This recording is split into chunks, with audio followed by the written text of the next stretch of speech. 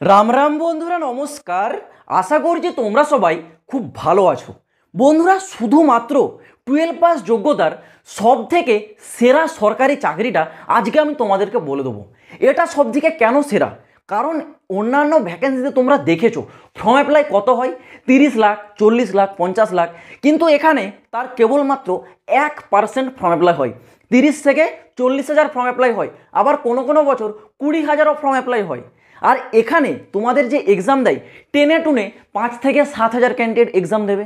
মাত্র 5 থেকে 7,000 ক্যান্ডিডেট যদি এক্সাম দেয়, তাহলে কাট অফটা তো ভাই অনেক লো যাবে, অনেক লো কাট অফ। এখানে তোমাদের কি কি সুবিধা আছে? প্রথমে তোমাদের যে সুবিধা, সিলেকশন প্রসেসটা খুবই ফাস্ট প্রসেসে করানো হয়, একদমই সোজা। এই ভ্যাকেন্সি যদি ভাই একবার জারি হয়ে যায়, এ কারোর কথা শুনবে না, একেবারে টেনে নিয়ে যাবে পুরো প্রসেস। তোমরা সরকারি চাকরি মানে কি জানো ভাই? এসএসসি, রেলওয়ে, ব্যাংকিং সেক্টর, কিন্তু এগুলো একটা কমন রাস্তা। তোমরা যদি চাও একটা ডিফারেন্ট রাস্তায় যেতে, যেখানে তোমাদের স্যালারি খুবই ভালো পরিমাণে দেওয়া হবে, তো এটা হচ্ছে বেস্ট সুযোগ। 45,000 টাকা বেতন, প্রতি মাসে 45,000 টাকা। এবার তোমরা ভাবছো 45,000 টাকা বেতন, তার মানে এটা খুব হাই লেভেলের ভ্যাকেন্সি। একদমই নয়, শুধুমাত্র 12 পাস যোগ্যতার ভ্যাকেন্সি। সেটা তুমি আর্টস থেকে পাস করো, কমার্স হয়ে পাস করো, বা সায়েন্স থেকে পাস করো, কোনো পার্সেন্টেজ চেক করা হবে না, কোনো স্ট্রিমও চেক করা হবে না। শুধুমাত্র 12 পাস যোগ্যতার এই চাকরি। সুবিধা কি কি আছে? প্রথমেই বললাম, সিলেকশন প্রসেস খুবই ফাস্ট হয়। নো ইন্টারভিউ, কোনো ইন্টারভিউতে বসতে হবে না। নো ফিজিক্যাল, কোনো ফিজিক্যাল হবে না, রান হবে না, হাইট চেক করা হবে না, চেস্ট হবে না, ওয়েট চেক করা হবে না, কোনো ফিজিক্যাল হবে না। কাট অফ একদমই লো। তোমাদের এখানে যদি কম ক্যান্ডিডেট এক্সাম দেয়, কাট অফ তো ডেফিনেটলি লো যাবে, লো কাট অফ। আর আরেকটা বড় বিষয় ভাই, এক্সাম টাইম 3 আওয়ার্স। দেখো, এক্সামের জন্য 3 ঘন্টা টাইম দেবে, মাত্র 4টা টপিক, 3 ঘন্টা টাইম দেবে। এটা ভাই আশা করছি আর কোনো ডিপার্টমেন্ট দেয় না। 3 ঘন্টা মানে হিউজ পরিমাণে টাইম পাবে। তো এই ভ্যাকেন্সির বেসিক ডিটেলসটা বলার আগে আমি তোমাদের বলে রাখছি, এই ভ্যাকেন্সি সম্বন্ধে ম্যাক্সিমাম ক্যান্ডিডেট কিন্তু জানে না। সেই ক্ষেত্রেই এই ভ্যাকেন্সিটা তোমাদের জন্য 2024 সালের সবথেকে সেরা সরকারি চাকরি প্রমাণিত হবে, যেটা প্রতি বছরই হয়ে আসছে, কারণ এখানে ম্যাক্সিমাম ক্যান্ডিডেট জানে না। সেই ক্ষেত্রে তোমরা একটু ধৈর্য সহকারে ভিডিওটা দেখো, কমপ্লিট ডিটেলস সহ পুরো সিলেবাস আমি বলে দেবো, কোনখান থেকে কী টপিকে কোশ্চেন আসবে। তো তোমাদের কাছে ছোট্ট রিকোয়েস্ট বন্ধুরা, ভিডিওটা একটু কমপ্লিট দেখার চেষ্টা করো, তাহলে আশা করছি পুরো বিষয়টা একদম জলের মতো স্পষ্ট ক্লিয়ার হয়ে যাবে তোমাদের সামনে। প্রথমে বলে রাখছি, তোমাদের এই যে চাকরি মানে এই যে ভ্যাকেন্সি, এটা কোন মিনিস্ট্রির তরফ থেকে জারি করা হয়?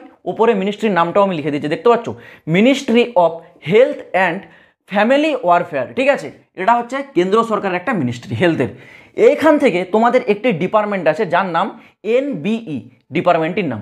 এই ডিপার্টমেন্টে জেএ মানে জুনিয়র অ্যাসিস্ট্যান্ট পদে প্রতি বছর এই নিয়োগটা জারি করা হয়। 2022-এ জারি হয়েছে, 2023-এ জারি হয়েছে, এবং 2024-এও এই ভ্যাকেন্সিটা জারি হচ্ছে, যেখানে তোমাদের জুনিয়র অ্যাসিস্ট্যান্ট পদে নিয়োগ করা হবে। এখানে তোমাদের কোনো হার্ড কাজ নয়। জুনিয়র অ্যাসিস্ট্যান্ট মানে একটা ক্লার্কের ভ্যাকেন্সি। এসি রুমে অফিসে বসে তুমি তোমার মনের মতো কাজ করবে, ঠিক আছে? তোমাকে বাইরে রোদে কোথাও ছোটাদৌড়া করতে হবে না। ক্লার্কেরও একটা ভ্যাকেন্সি। কোয়ালিফিকেশানটা কি? শুধুমাত্র উচ্চ মাধ্যমিক পাস। তোমরা যদি 12 পাস করে থাকো, আমি বারবার বলছি, সায়েন্স হলেও কোনো সমস্যা নেই, আর্টসের ক্যান্ডিডেটদেরও কোনো সমস্যা নেই, কিন্তু 12-এর যে সার্টিফিকেট সেটা থাকতে হবে, ঠিক আছে? পার্সেন্টেজ চেক করা হবে না, শুধু পাস নাম্বার থাকলেই, সার্টিফিকেট থাকলেই ব্যাস, আর কিছু লাগবে না। নেক্সট আসছে তোমাদের বয়স সীমা। বয়স সীমাটা কি? বয়স সীমাটা জেনারেল ক্যান্ডিডেট এবং ইডাব্লিউএস ক্যান্ডিডেটদের ক্ষেত্রে 18 থেকে 27 বছর বয়স, এটা হচ্ছে আছে। পুরুষ এবং মহিলা উভয়ের সেম বয়স। যারা ওবিসি ক্যান্ডিডেট আছে তারা পেয়ে যাবে 3 বছরের ছাড়। যারা এসটি এসসি আছে তারা পাবে এখানে এই বয়সের উপর আরও 5 বছরের ছাড়।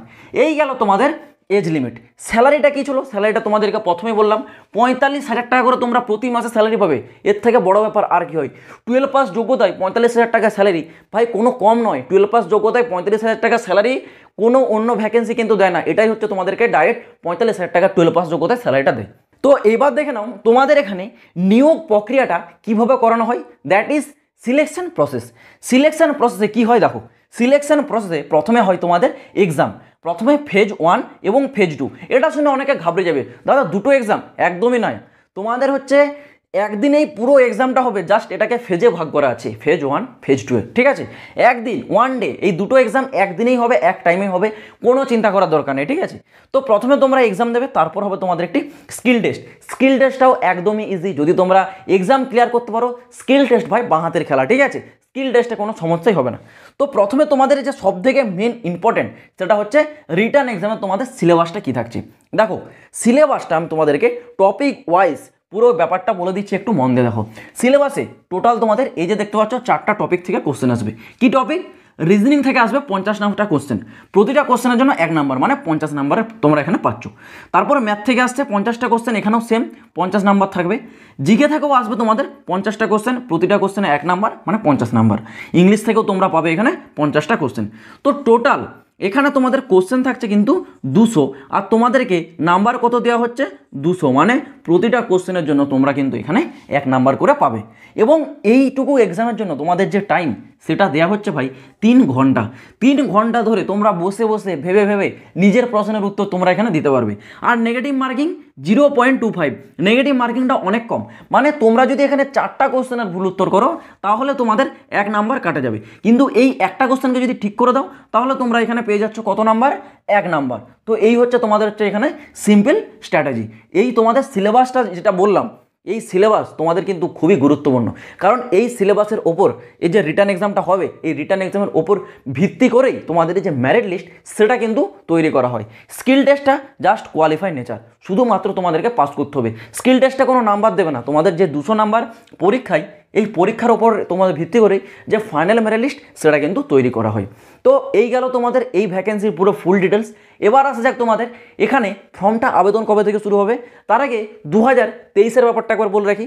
2022, 23, 21 পরপর 3 বছর, কোনো বছর জারি হয়েছে জুলাই মাসে, কোনো বছর জারি হয়েছে আবার আগস্টে, কোনো বছর আবার জারি হয়েছে সেপ্টেম্বরে। ঠিক আছে, জুলাই, আগস্ট, সেপ্টেম্বর এই 3 মাসের মধ্যে এই ভ্যাকেন্সিটা আসে।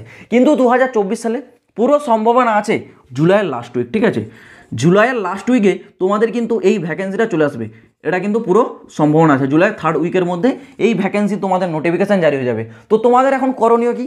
তোমাদেরকে যে সিলেবাসটা বললাম এই সিলেবাস অনুসারে তোমাদেরকে প্রস্তুতি নিতে হবে। আর এর জন্য ভাই আলাদা কোনো বই কেনার দরকার নেই, আলাদা কোনো প্রস্তুতি নেওয়ার দরকার নেই। তোমরা সিম্পল যে রেলওয়ের এক্সামের প্রস্তুতি নিচ্ছ, এসএসসির প্রস্তুতি নিচ্ছ, সেখান থেকেই তোমরা হচ্ছে এর প্রস্তুতিটাও নিতে পারবে। কারণ একই জিনিস, তোমরা যদি অন্য এক্সামের প্রিপারেশন নাও, সেই এক্সামের প্রিপারেশনই তোমাদের এখানে কিন্তু প্রিপারেশন হয়ে যাবে। এর জন্য আলাদা এক্সট্রা কোনো বই পড়ার দরকার নেই, সেম একই টপিক থাকছে তোমাদের। ঠিক আছে, কেবলমাত্র তোমাদেরকে এখানে একটু অ্যাক্টিভ থাকতে হবে কখন এই ভ্যাকেন্সিটা জারি হচ্ছে। কারণ এই ভ্যাকেন্সিটার ব্যাপারে ম্যাক্সিমাম ক্যান্ডিডেট জানে না। ভ্যাকেন্সি প্রতি বছর আসে আবার চলেও যায়, জানে না, কম্পিটিশন অনেক কম হয়, সেই জন্য এখানে খুব ইজিলি অনেকে সিলেকশনটা পেয়ে যায়। তো তোমরা যেই সব কম্পিটিটিভ এক্সামগুলোর জন্য প্রিপারেশন নিচ্ছ সেখান থেকে এর প্রিপারেশন হয়ে যাবে, এর জন্য আলাদা কিছু করার দরকার নেই। তোমরা কেবলমাত্র একটু অ্যাক্টিভ থাকার চেষ্টা করো।